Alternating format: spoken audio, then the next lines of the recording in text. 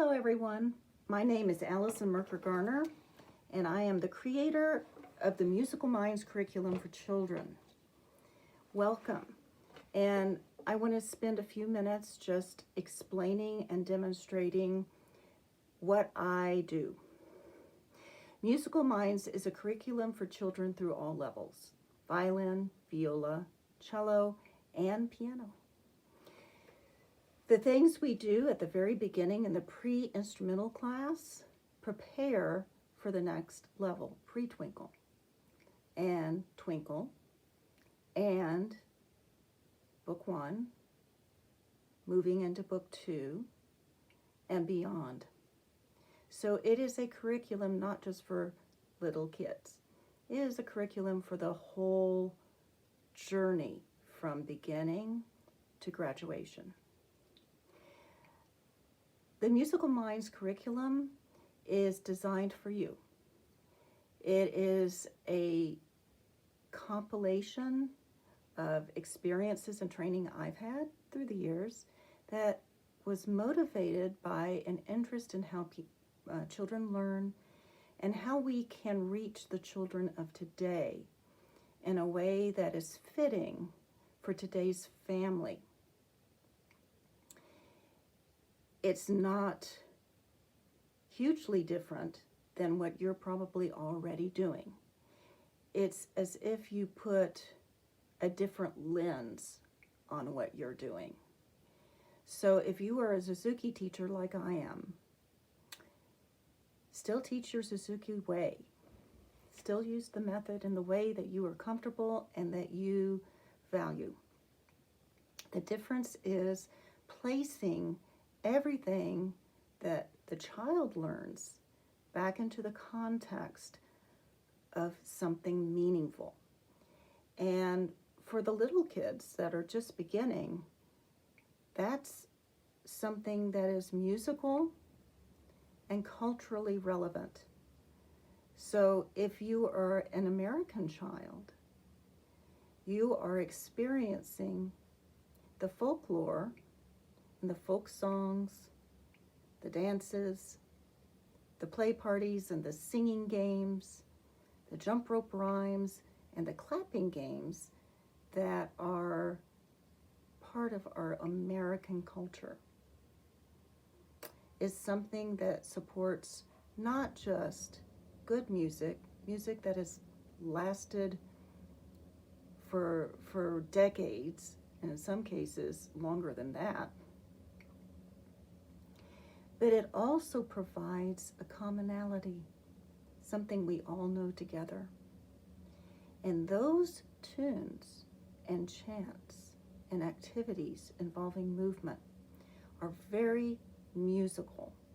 They involve singing, they involve moving, they involve chanting in rhythm and keeping a beat. They explore pitch and expressive qualities. And all of that is feeding the imagination, which is part of creating the environment for a child to grow musically in this case.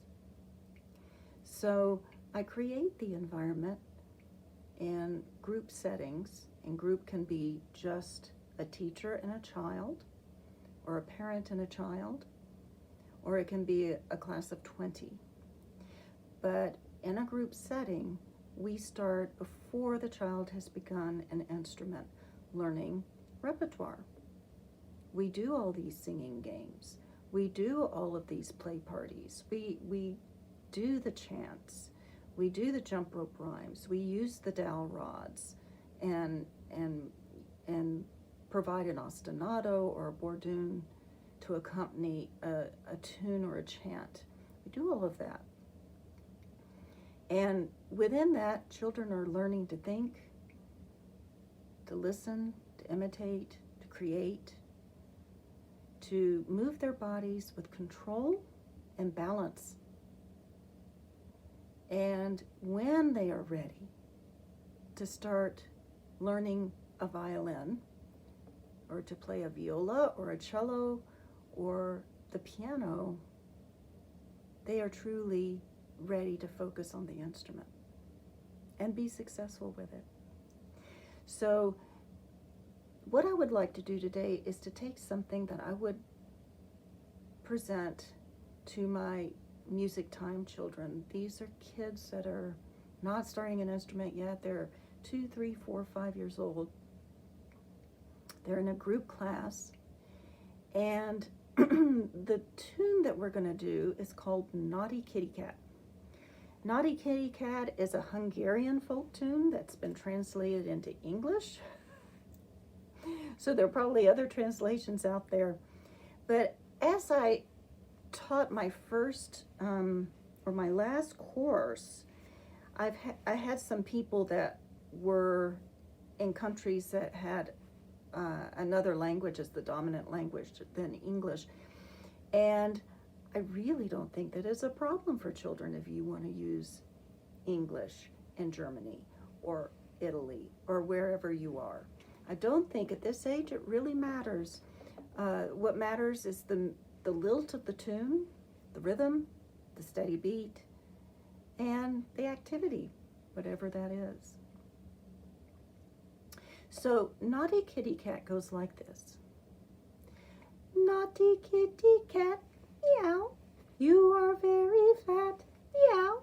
You have butter on your whiskers, naughty kitty cat, meow. So children say the meow, which is on the rest. We have 8, 8, 8, 8 quarter, boom. And that rest is when they say meow. Now we will change this and use some expressive qualities with it. We'll do a shy kitty, we'll do a hungry kitty, we'll do a fast kitty, all sorts of different cats. And our voices have to match that type of cat. So they may be lower pitched, or they may be quickly said, or they may be higher pitched, or they may be rough sounding. Depends on what you're trying to express. So we're learning in that the feel of rest. We're learning when to say something and do it in an expressive way. So we're learning something about form by doing that. And of course, we're hearing a number of different melodic patterns, rhythmic patterns, that we're not talking about yet. We're just hearing them. So taking that same tune, let's then visit the next level. We're a pre-twinkler now. We've taken the music time class. We know Naughty Kitty Cat Cold. We know that tune. So we know a lot of other tunes too. And so all of those don't have to be learned. They've been sung. We've even put them up on a staff and looked at the notation for it. We've already moved to it. I've done, if it has a game, we've done all that stuff. So when we get into the lesson, we take a tune like Naughty Kitty Cat and lift out of there a pattern to learn. So if we're looking at pitch, if we're looking at the left hand, if we're violinists, if we're looking at pitch, I use a pattern that they already know. They've sung it a million times. They can recognize it by ear, by sight. They've moved to it. So let's take the pattern in Naughty Kitty Cat of mi, re, do, which is dun, dun, bum, bum, bum. So in that pattern, if we were translating that to the instrument, we start with 2 on A string with the C sharp and play, right? So we've started with just those patterns. First we sing it, dun, dun, dun, dun, dun. Then we use the hand placements, dun, dun, dun, dun, dun. Then we air violin it, dun, dun, dun, dun, dun. They've already done all the fine motor skill things that we did in music time. So they've got the fine motor skill. It's just a matter of getting it in a certain order and in a certain tempo. So they sing, I play. Dun, dun, dun, dun, dun, and they air violin it. And then once they feel very comfortable with that and they know when to come in, then we put it on the shoulder and we play it with the violin. And so right away they're playing something recognizable. And it's a tiny little bit. It's not all of a big piece like Twinkle's a big piece to start with. So we start with something very, very doable. And we may rehearse that pattern in different rhythms. We may do hot cross buns. Hot cross buns. And guess what? It has a circle, right? So we practice what a circle is. And we may go back to Naughty Kitty Cat and use the rest there to practice the circle. And do an air circle and then with the bow on the instrument. Naughty Kitty Cat, you are very fat. You have butter on your whiskers, Naughty Kitty Cat. And we do that. So we take these skills that are really quite complex and we break them down to one thing that we can focus on and make sense. It's meaningful. It's that part in that song that I know. And the teacher plays the rest of it, or sings the rest of it, or both, so that together you play the whole song that way. The patterns in Naughty Kitty Cat, we have E to F sharp in there. That's another one to lift out and practice. We have that nasty E to 3, that E, and then moving to A string and placing a 3 on the D note. And that one is another one that I will lift out and practice. Just that. And then they listen to know when to play that. So, and once again, there are other tunes that have these patterns. So we may do some of those other tunes that they already know and try it in a different rhythm. Or just do Mississippi Hot Dog on E, prepare, place 3, Mississippi Hot Dog on D. So it always goes back to the context of something they know. So they're doing something musical. It's not an isolated exercise. And that makes them want to play it. And if it's something that's in a small bite like that, then they have the opportunity to get it in the lesson over and over, and they'll do it right at home. So when they come back, they're ready for the next pattern. You're not having to go back and fix what they practiced incorrectly, because truthfully, many of these little kids are on their own. Mom is maybe making dinner and she's listening, but she's not fully present. These kids are much more on their own than we'd like to believe. And there is the rare family where the mother is completely present at all times, or the father. But in most cases, that's not the case. And should we not teach these children because their parents both work, or are divorced, or it's a single mom, or whatever the home situation is that makes it impossible for it to be a traditional Suzuki setup? So I think that if a child gets that mastery in the lesson over and over again, they're excited to go home and do it. And they do it because they're excited about it, because that's that song. That's that song I've been listening to and singing to. So it's all the parent really needs to do is oversee. Make sure it gets done.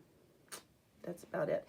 You can even put on the CD. I've got a Musical Minds CD, but of course there's Suzuki CDs too. And you can put on the CD and the child plays with the CD, that one part. You know, there are many, many ways that they can be able to do this successfully at home. So that is what I wanted to show you, is the Naughty Kitty Cat. And I didn't talk about this. There are other tunes that do the perfect fifth that I teach that prepare for that string crossing. But once we've done that and we're going into notes, we can practice just that. Naughty kitty cat, you are very fat. You have butter on your whiskers, naughty kitty cat. So many, many ways to use these. You can just come up with infinite possibilities. So I love them so much. So then when they start a piece like Twinkle, or they've done Seesaw and they start Lightly Row and they've practiced the E to C sharp in Seesaw, you know, then the technical problems are really already worked out. So now they're learning the piece, and it's just knowing what note comes next. But a lot of times when you present these really simple tunes, they work them out. They work out the notes that you didn't go over. And what great ear training is that? So it's motivation. It's getting the child interested and engaged, and that really comes from making it meaningful to them. So I hope this does help. If you have any curiosity about Musical Minds, it is a curriculum for string teachers and piano teachers, and it does cover all of the levels. When we get into Book 2 in violin, for example, and we're getting into shifting and trill work and beginning vibrato, I use these tunes. You move to the beat, but you're learning, well, with the left hand, if it were a shift, seesaw up and down, in the air and on the ground.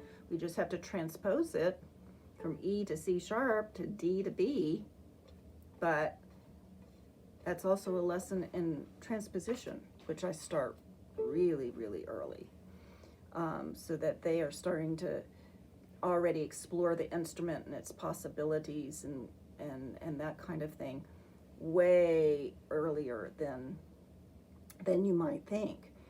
But it's all useful all the way on up. So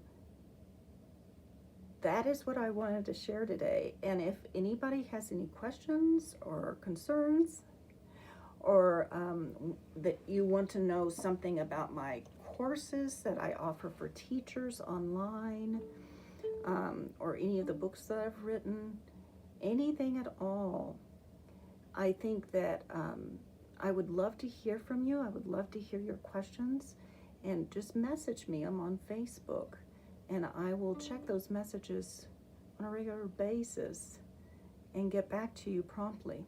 So once again, welcome, and I'm so glad that you listened to this video today. Thank you.